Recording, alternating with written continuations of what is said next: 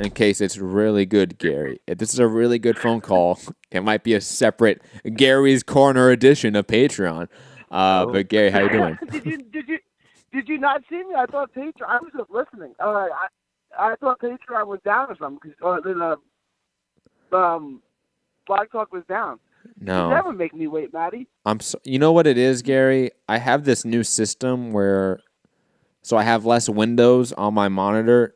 Blog Talk and like the phone line is with the topics. So sometimes I forget to go back and check Blog Talk.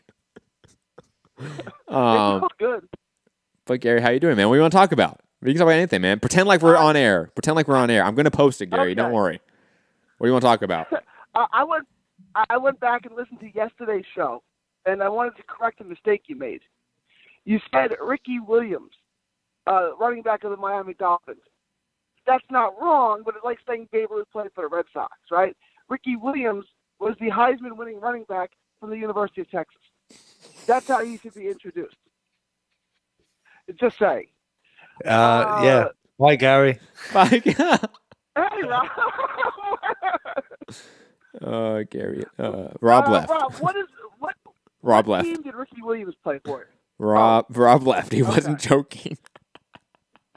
If you make the Ricky Williams analogy again, it's Heisman winner from the University of Texas, Ricky Williams. But Gary, the time in his life that I was referring to was when he was with the Miami Dolphins.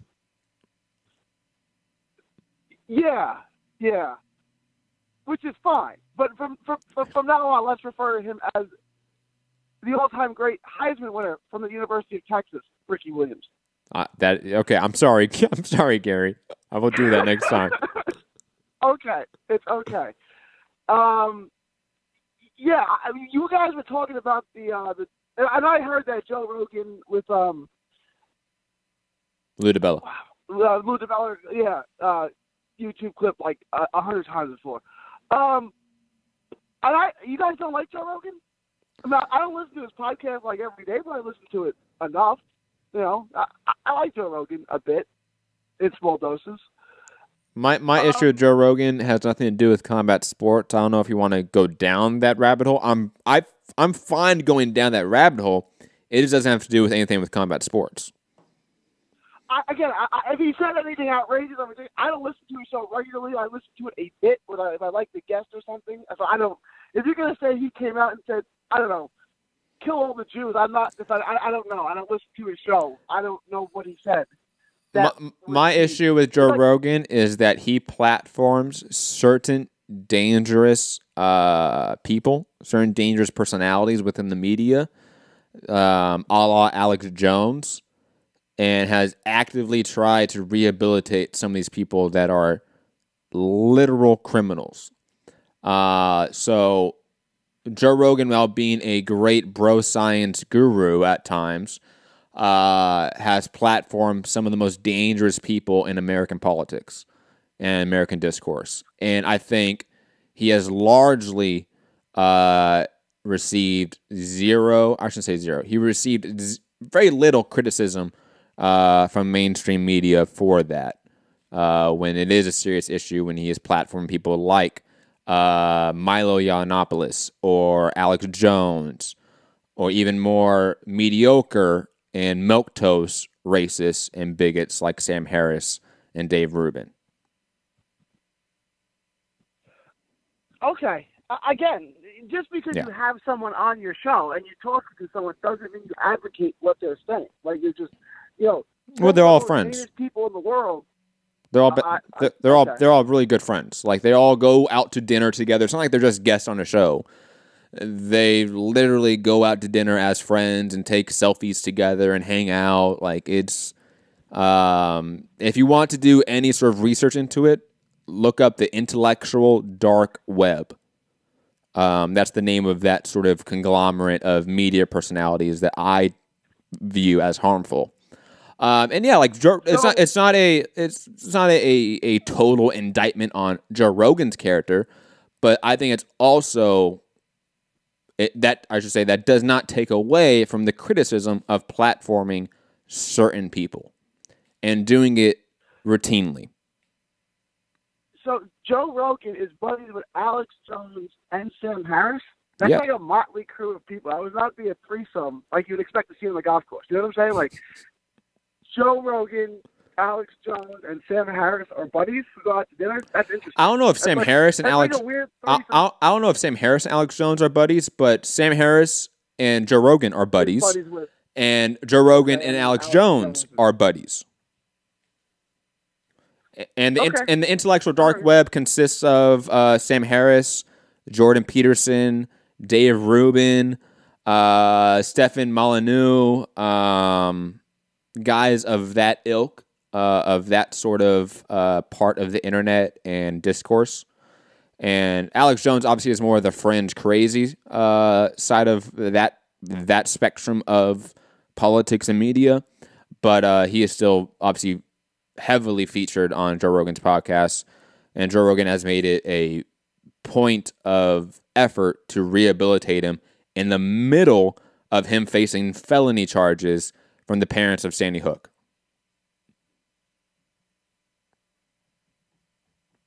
Okay. Yeah. Again, I'm not defending anything Joe Rogan said. I just said that he's a pretty good interview. He's like a lively, he's an entertaining guy. Yeah, I'm not defending anything. No, I know you're not. I I know you're not, Gary. I'm just stating my stance and my point about Joe Rogan to just better explain why I have an issue with him in particular is because of who he platforms and the obvious disregard to the effects of platforming those people. That's all legitimate and reasonable. Mm-hmm. And obviously, because Google, YouTube already kicked Alex Jones and a couple other people off their platform, right? Mm-hmm. So he's basically giving Alex Jones, for instance, and I know it doesn't appeal, I'm just using Alex Jones as an example. He's giving Alex Jones a platform on the platform he was kicked off of. Okay, yeah. I mean, that's not the most admirable thing to do. That's reasonable. Yeah, the guy that literally said Sandy Hook was an inside job conspiracy and those kids weren't dead, which has resulted in the parents of those murdered kids committing suicide and now suing him. Also, the same guy that said Barack Obama and Hillary Clinton were literal demons, quote, literal demons, and they smell like sulfur. I think putting those type of people on mega platforms with millions of people to hear and listen to is dangerous. It's like shouting fire in it's like shouting fire in a movie theater. How though? Like, I understand that that's how it's perceived, right? But it's just basically preaching to the choir. I mean, unless he's calling for the direct violence, you people go out and harm those people. Saying ridiculous things is just, I don't know. It's just, who's going to be hurt by him saying ridiculous things? Right? Obama and Hillary Clinton are actual demons. The crazy people that want to kill those politicians? But they're already crazy. They're already crazy. Someone didn't make them crazy. They were crazy already, which is why they... Okay, Gary, I'm going to make a very, very simple thought experiment for you, okay? Do you think that all the racist anti-Semites in Germany circa 1930, 1940s would have exterminated millions of Jews if it wasn't for the Nazis and Hitler pushing that agenda? No, right? No. Okay. All right. So similar, it's less likely those crazies are going to go take guns or build bombs to go blow up Alexandria Ocasio-Cortez and Nancy Pelosi, just like 90 seconds. They have been found to do. Let's not forget the guy that was arrested for sending bombs to multiple politicians that Alex Jones targeted. Only, a couple months ago this happened. I think, yes, if people like Alex Jones are not allowed to be platformed, not allowed to have megaphones like YouTube as tools for them, it's less likely for those crazy people to be pushed to do crazy 60 things. seconds. I feel like that's a pretty easy concept to understand. Sure. I feel like you're right. I feel like it's the video game argument. Violent video games make people violent. I mean, I don't know. I feel like it's very different. It's very different. Alex Jones has called for civil war at times. What are you talking about? You have a guy that's actively called for violence on occasion, has actively tried to dehumanize mass swaths of people, millions of people, based off of gender, sexual orientation, race. That's dangerous. And if you don't see how that incites violence, then you need to do better research. And comparing that to the video game argument is not a good comparison. 10 seconds. I don't know anything that Alex Jones said, right? The only time I've seen Alex Jones is when he's on the Joe Rogan show, right? So I don't know much about Alex Jones. If he's calling for violence, then yes, he's got to go. But if he calls, again, I don't know the extent of what Alex Jones says or does outside of. But Gary, don't be naive enough to think that just because Alex Jones doesn't literally say the words, go kill Barack Obama, that he has not incited violence towards Barack Obama for decades. Come on. I'm not saying he hasn't. I have no idea. He may have. No, he has. It's not may have. He has. Then he has. This is documented. Okay, then he has. But if it's documented, I can't, then it is what it is. And I'm not going to sit here and defend it. But that's what you're doing. No, I'm not. I'm defending nothing. I said, if he's calling the violence, then yeah. You try to excuse what he's saying by like, oh, it's like the video game argument. Like, does he really cause these crazy people to be crazy? No, they're just already crazy. That's a bad argument. On its face, okay. It's a bad argument. Okay, maybe. I don't know anyone who listens to Alex Jones, so I can't do like a before and after. Obviously he has listeners. He has a hugely popular YouTube channel and show. I mean, okay, maybe.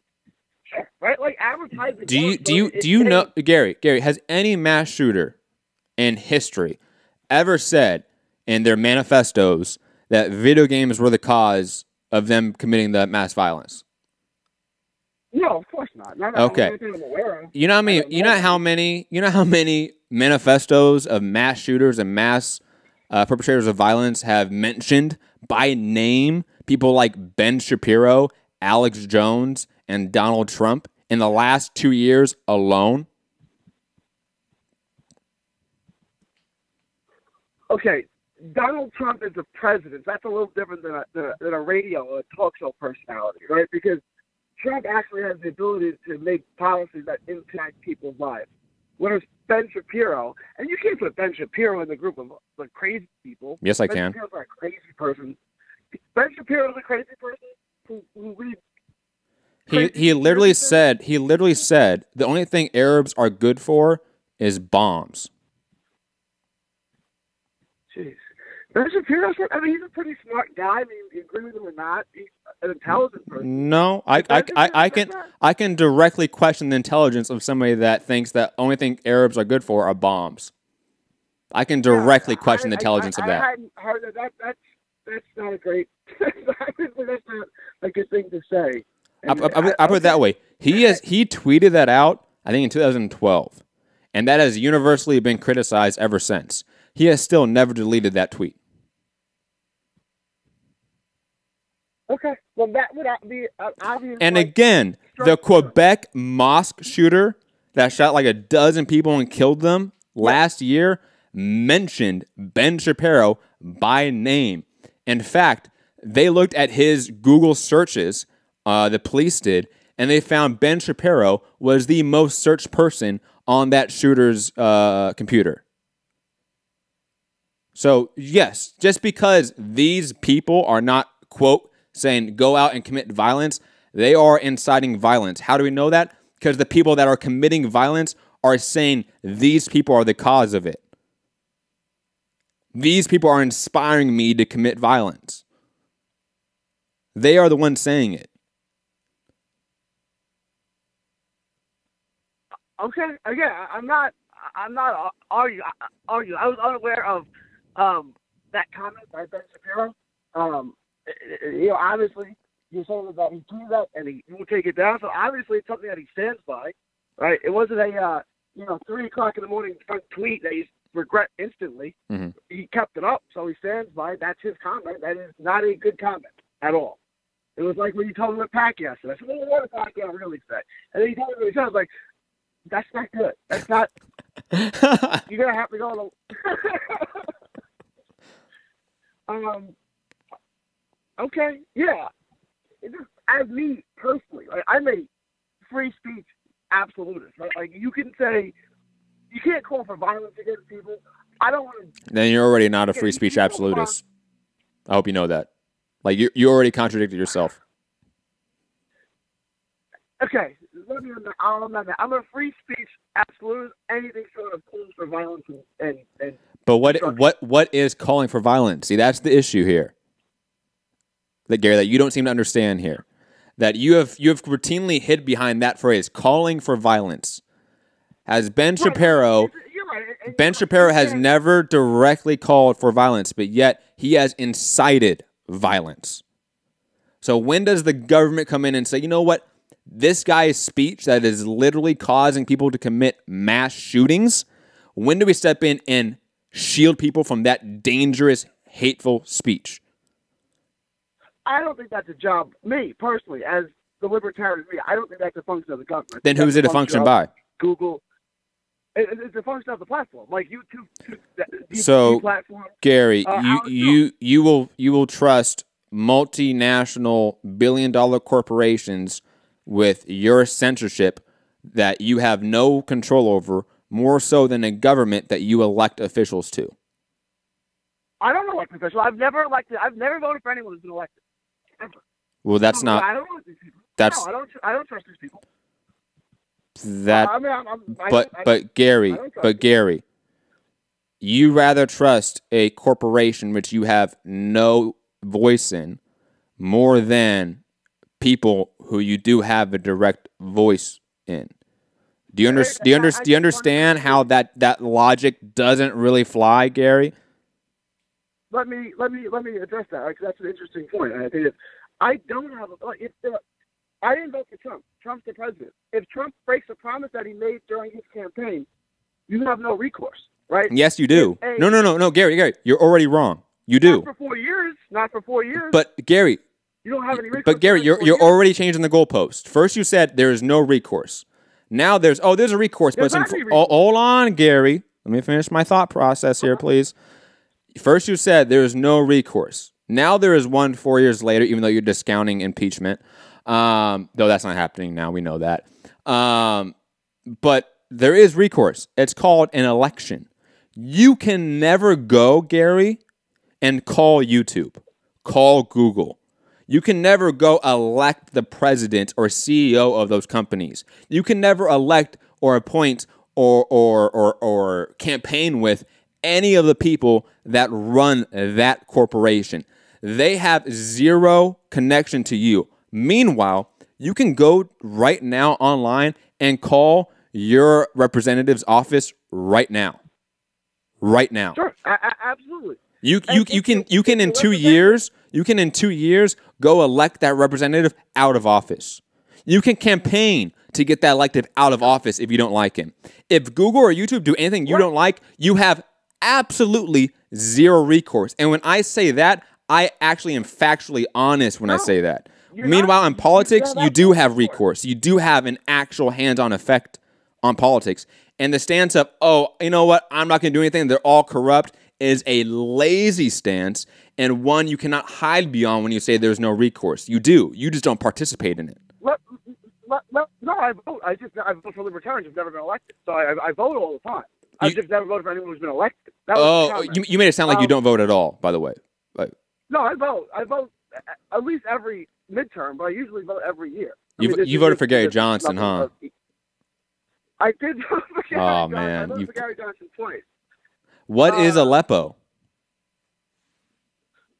At some place we're not going to bomb, is what he should have said. At some place in the Middle East that we're not going to bomb. Next question. No, he literally didn't know. He didn't know what Aleppo was. I know. Yeah, Gary, just for you, this is for you, because I know you said you're a libertarian. Go on YouTube. You're gonna love this, right? They're some of them are old now, but there's some recent ones you can find.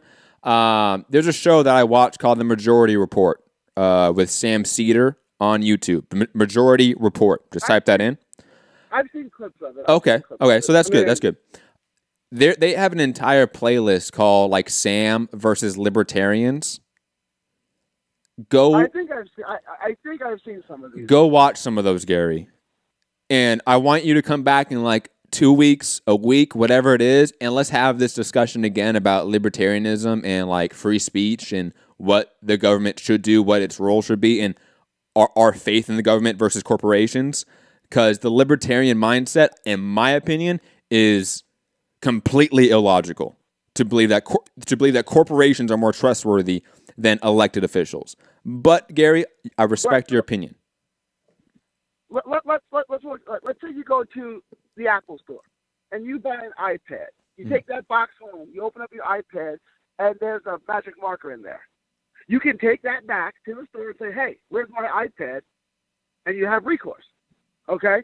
If a politician says, I'm going to vote for a politician because he's going to pass X, Y, and Z law, and he doesn't pass X, Y, and Z law, you just have to wait. There's nothing you can do about it until his term runs up. Right? So there's no actual recourse against the politician. There's actual recourse against Apple if they sell you the wrong product.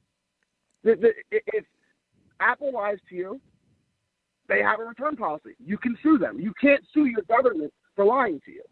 Right? Yes, you can. You know, it happens quite often. Really? What are you talking about? Let's. Trump said we're going to build the wall and Mexico's going to pay for it. We're 2.5 years into the administration. Has that happened? No, you know why? Because the people don't want that. No, because people don't want that, and they are suing him. So your example is actually evidence to my example that there is direct recourse for elected officials. It's called the justice system. Okay, so Trump said he promised, his campaign promised that mostly got him elected. We're going to build the wall, and Mexico's going to pay for it. We're more than halfway into his administration. That hasn't happened. Because it's not going to happen. Because most of the people in the country, Gary, don't want it. And therefore, they have pressured the court system to counter it. And guess what? That is happening. That's why the wall isn't built. So your example of how hold on, Gary. Your example of how the example that you brought up of how politics doesn't work towards the people's will is actually an example of the people's will working in politics. But the majority of people didn't vote for Trump. But Trump won the election. So the people who voted for him wanted the wall. Whatever we may think of a wall and Mexico paying for it is what it is. Right? No. Gary, that's a vast misunderstanding of politics. Just because Trump promised something doesn't mean it happens in a democracy or a republic. It takes a majority, whether in Congress or in an election, right? You know this. So if the majority, whether in Congress or an election, aren't voting for something, that is the will of the people. So yes, maybe that minority aren't happy, but guess what? It's still an example of politics working more directly in the people's favor than corporations.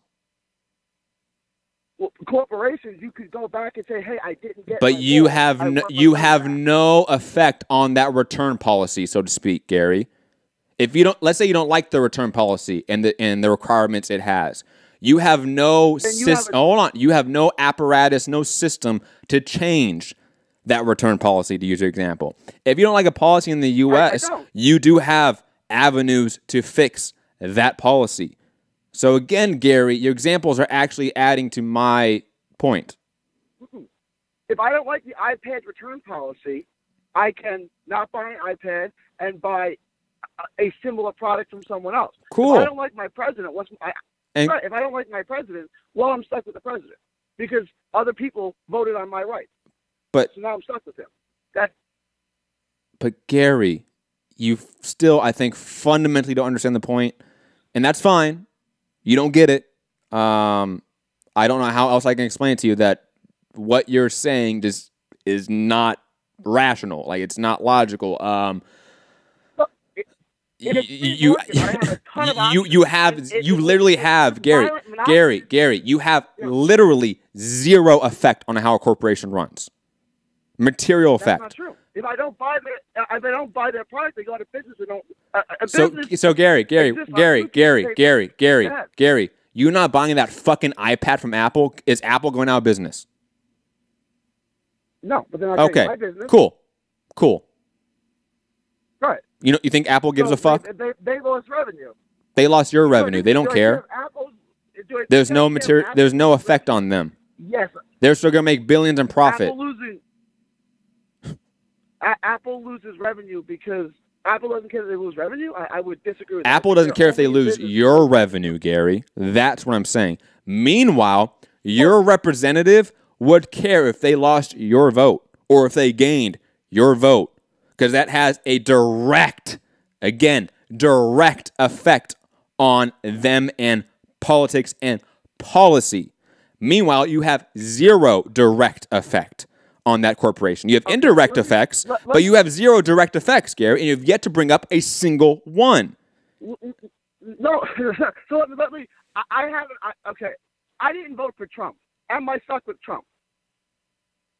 Yeah. No, you're not for not in eternity, not indefinitely. No, you have a direct recourse on how to get. You have a direct recourse on how to get rid of him, Gary. It's not my fault. You don't understand that. It's not my fault. But there's nothing I can do until his term runs up, short of him dying. Meanwhile, Gary. Meanwhile, and you seem to not understand this, Gary. You seem to think that somehow having recourse in an allotted time is worse than having no recourse for an indefinite amount of time. That's crazy. You can return the product. You can shop somewhere else. But Gary, you fucking don't understand me, Gary. Can you change that return policy? Gary, no, you don't. Can you change that return policy if you don't like it? I can go buy it from somewhere else. You can't go buy an iPad from somewhere else. You can't go buy an iPad from somewhere else. I can buy a similar. Great. I can buy a similar product. I can buy a tablet from somewhere else. I can't just return my product. I can't say, no, I want Gary Johnson. Take your Trump back. I can't do that. But Gary, okay, Gary, I'm moving on. Have a great day. You just don't understand this, Gary. It's fine. Please educate yourself on fucking Econ 101 and Politics 101. That was just bad. Goddamn.